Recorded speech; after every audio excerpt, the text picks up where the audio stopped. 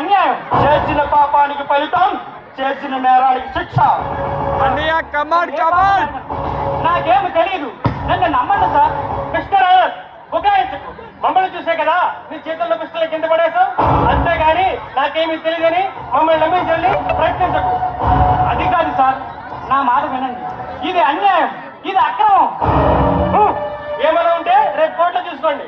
వినేందుకు చట్టం ఉంది. న్యాయాన్ని అన్యాయాన్ని విచారించేందుకు న్యాయస్థానంలో ఉన్నాయి. చట్టం న్యాయస్థానాలు చూడండి ఇన్స్పెక్టర్, మీరు చెప్పే చట్టం న్యాయం ధర్మం ఇవి మూడు కోతులు.